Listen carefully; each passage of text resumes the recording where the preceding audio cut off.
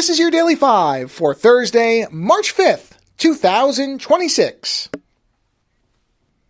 Friend of the show, Len Kabasinski, and I recently recorded a new Forgotten Movie Den double feature episode in which we talk about two films. One, which is a fairly well-known and beloved Italian Jaws ripoff titled Killer Crocodile, but the other was a movie that Len came across that I never heard of it, didn't know anything about it. This is a movie that Quentin Tarantino was championing for a while and really got probably the restoration that was done to it completed because he was such a fan of it. And after I watched it, I was really blown away. This is a true, one of the things that you look for are these movies that you've never heard of that are really actually very well made. Not necessarily just kind of entertaining or fun, so bad it's good movies, but genuine gems that have been overlooked. And I would absolutely put 1987's Dark Age in that category.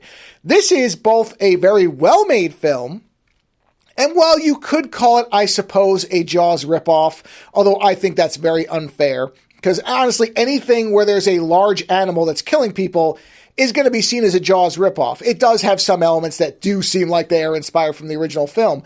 But what Dark Age does, that Jaws never actually did in the films, now, and Len points this out in the Forgotten Movie Den, there was at one point the idea that in Jaws 4, the shark was going to be driven by voodoo magic, which I think probably would have greatly improved that film, but it was scrapped before anything was ever filmed. There's little kind of very, very, very small hints to the leftovers of the idea still in the film, but I think only the novelization has anything with that involved. The movie is played as just another straightforward Jaws film. And again, to its detriment, I think the voodoo angle would have really made that movie a lot more fun. But in Dark Age, the crocodile, it's not a shark, it's crocodile. The crocodile is in fact a mystical being. Because what the movie does brilliantly, one of the smartest decisions this movie makes, is it adds a layer of native Aboriginal mythology to the creature. So this no longer is just a giant, malevolent, killing machine animal that you know inevitably is just going to get killed at the end of the film. This instead is presented as a being that has existed for a very, very long time and does not just kill indiscriminately, but in fact kills with a specific motivation. It is killing people that it sees as unnecessary. I won't give the specific scene away, but there is one scene that you will see in other films. In fact, Jaws has one. A very similar scene, but in Jaws, it's just the shark attacking somebody, whereas in Dark Age, you find out there was a reason that the crocodile attacked and killed this individual. So there's a specific choice made. And so it really changes the nature of the film. It makes it a much different movie. Now, you'll also see this movie described as an Ozploitation film. I would also take issue with that label because generally when the exploitation angle is added to things, it means that there is kind of a sensational element or it's seen as a B movie.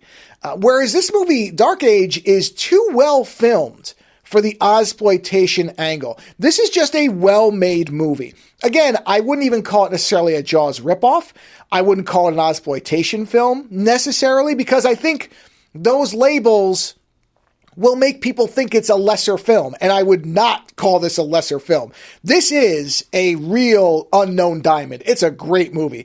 I could not possibly recommend it highly enough to anybody who likes these types of films, meaning Jaws, Orca, even the old Alligator and Killer Crocodile. If you like that one, you're going to find that this is like that, but made so much more impressively. And the best part is there's a very good copy of it, multiple copies really, that's on YouTube. So you can watch this absolutely for free. So I'm sure that the reason the copy is so good is because Tarantino got a lot of attention put on it. I don't know why it's free in so many places. I think Len did mention that there is a physical edition available. But look, you can watch this thing for free. And I would absolutely say, again, if you like movies like Jaws, this is one to see as soon as you can. It really is remarkable that I'd never heard of this and that such a good copy of a well-made film exists. So if you have any interest at all, I will put a link in the show notes, but make a point to watch 1987's Dark Age as soon as you can because it really is that good. Later.